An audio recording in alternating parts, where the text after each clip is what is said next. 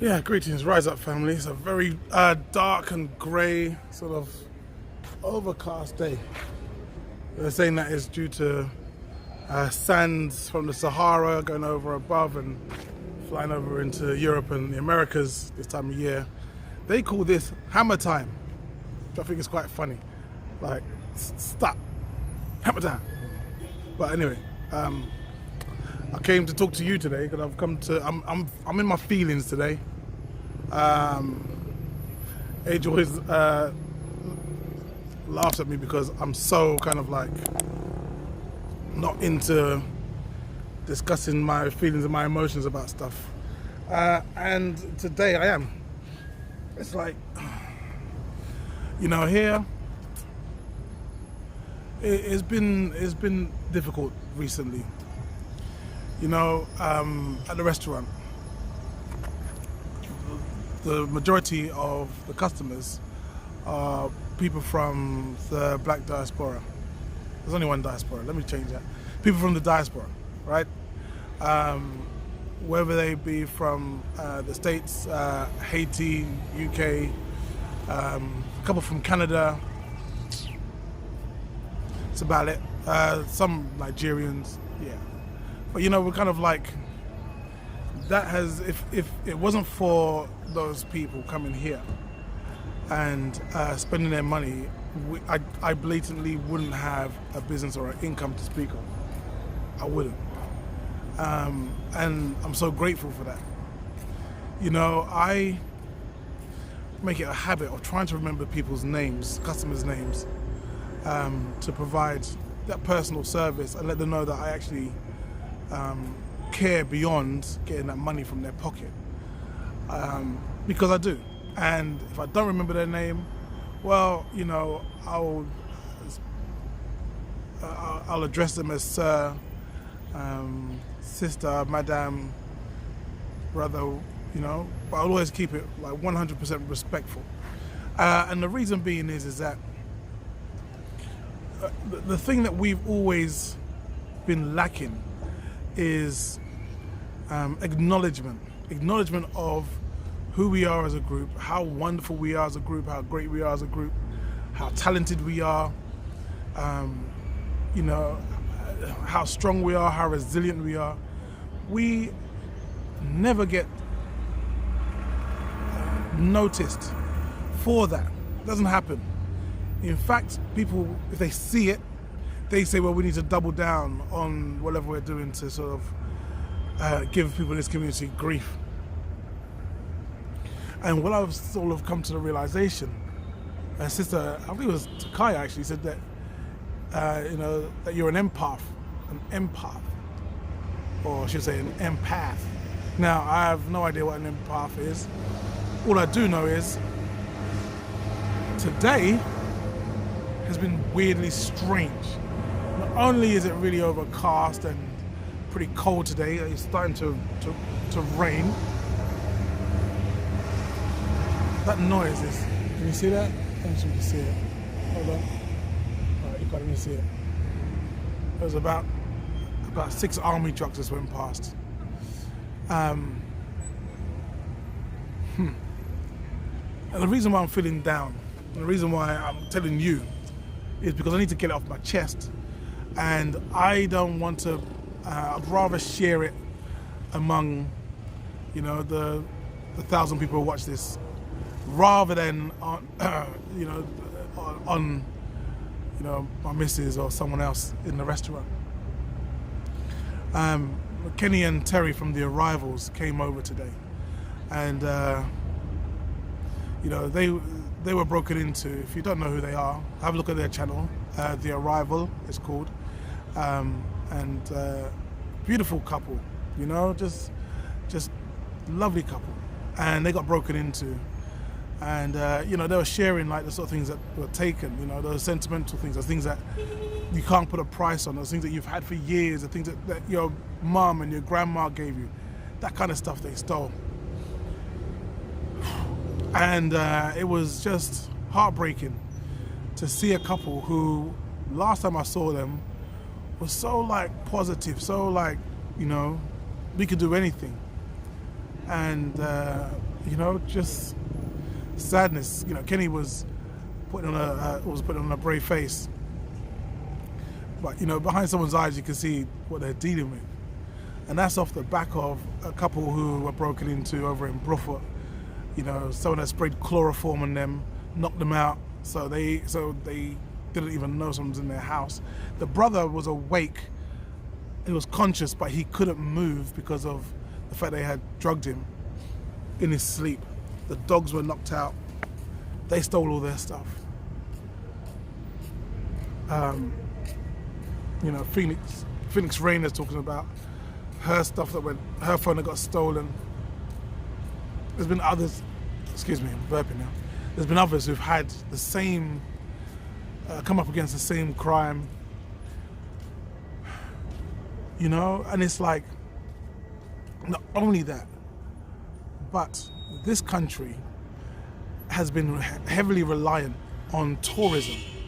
So now there is no tourism, people are starting to struggle and they're starting to hurt and they're starting to feel hungry. And people who would have in the past, been able to work for their income, be a taxi driver, whatever. There seems to be this spate of robberies. One couple, 3 times they got robbed in 1 month. I'm like, really?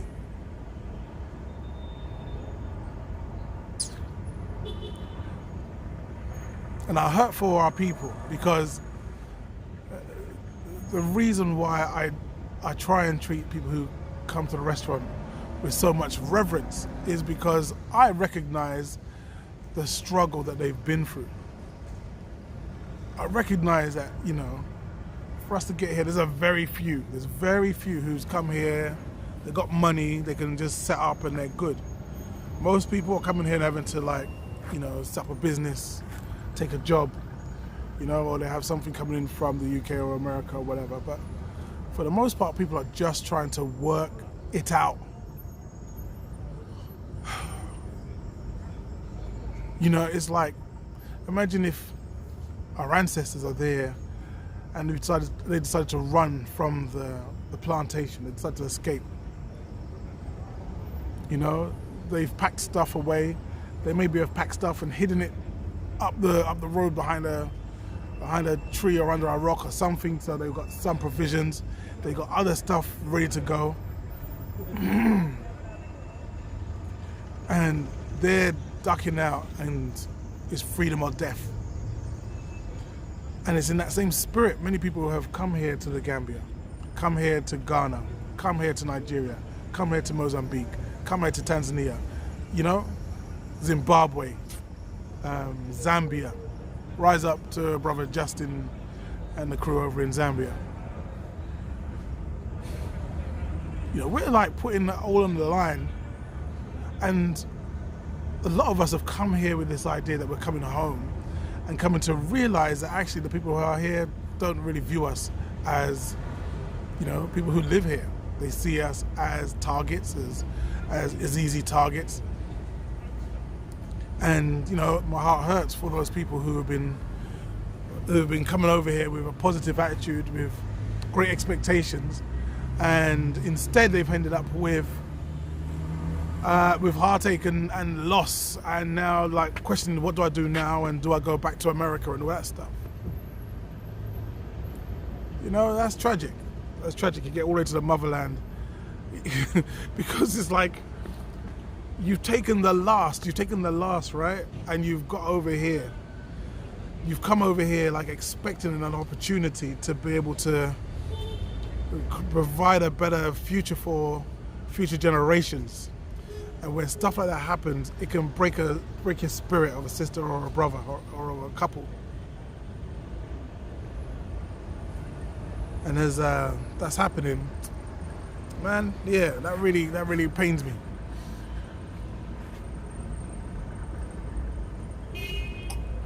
I think that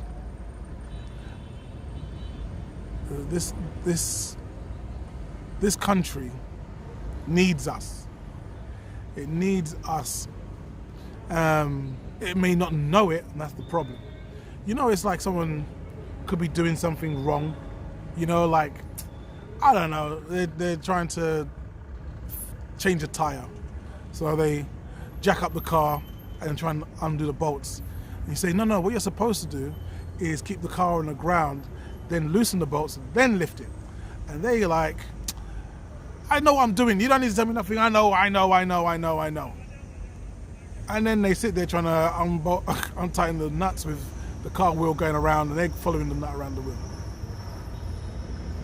It kind of feels like that, like this country needs us because this country has been relying on tourism and remittances from Gambians who are outside the country, sending remittances into their families in the country.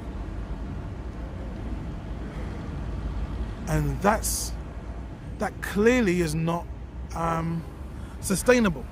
It clearly isn't. But there are people from the diaspora who are talking about, they want to set up farms, they want to set up factories, they have ideas for other businesses, IT, training courses, cinemas, all manner of things that would provide industry, provide jobs, provide a better state of living. Every person I've spoken to, every person from the diaspora who has a business and they are employing Gambians, every single one I've spoken to pay more than the going rate. Only because they've come here with a clean heart and they do not want to take advantage of our brothers and sisters here on the continent.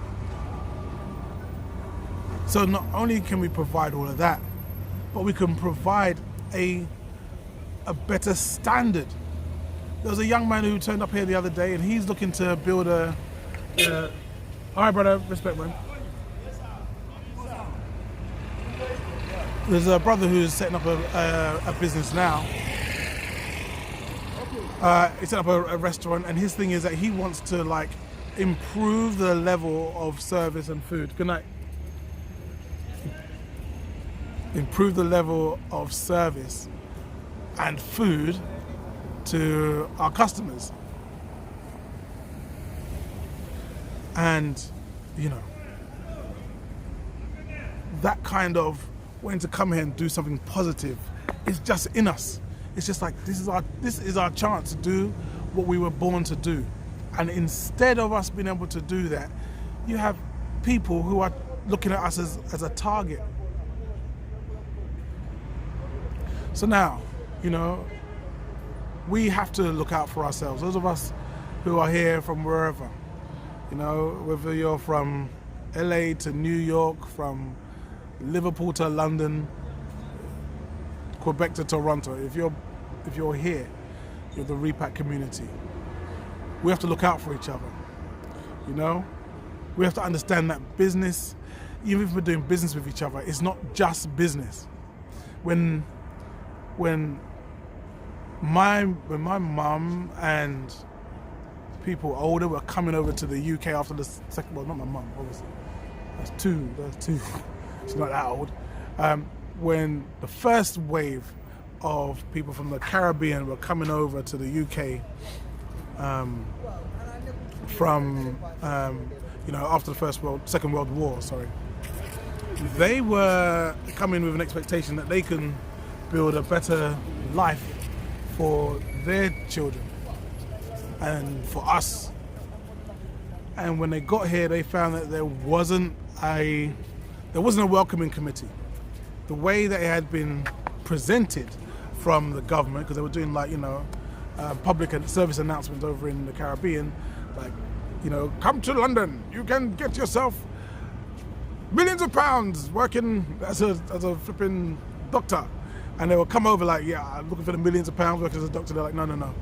Your job is a cleaner, and you can clean the trains, make sure you wipe up the sick, come here when it's snowing and there's ice on the tracks, clean the tracks. That's what they were doing. And what they had to do was look out for each other, because there were slumlords, there were skinheads, and the police were co-signing the systematic ruination. Is that a word? I'm babbling because I want to get my words out and I'm not coming fast enough. But everyone was in on the joke. I'm sure those people who were there doing parfait or whatever, they were in on the joke. So now here we are, and I'm looking at us here in the Gambia, and we can't just say, okay, it's strictly business. You know, we've got to look out. We have to be our brother's keeper. Our sisters have to be our sister from another mother, sister from another mister, brother from another mother, and we have to treat one another as such, even if we don't really know each other too tough. The fact of the matter is that while we are here and we're trying to set down roots and so on and so forth, look out for one another. You know, if you need help and you know, I could help, then let me know what can I do to help. I'll try. You know, we're struggling here. We're just about making ends meet because this system, this country, has no kind of like a sizable middle class. You've either got rich people or you've got poor people, and you know, what we're dealing with at the moment is a time where the income has really been hit with this coronavirus and this COVID and there's all the rest of the nonsense. And even the ones who are coming over from the diaspora are also struggling because now they're figuring out, oh, hold on, how do I make ends meet? You know, they're having to go out and cook at home and so on and so forth, which is bad for me. I understand, but we're going to look out for another. Those of you who are not here, you know, and you know people who have come over here, then check in on them and see how they're doing. Because there is no furlough scheme here. There is no government assistance here. There is no safety net. It's like you're on your own and you best figure it out. We're gonna have to be each other's safety net. If you know someone who's come over to the continent, you know, check on them, making sure they're okay. I feel better already. Isn't that interesting? Just being able to just offload and say what's going on for me and what I'm experiencing. So I want to thank you for listening. Thank you for allowing me your time.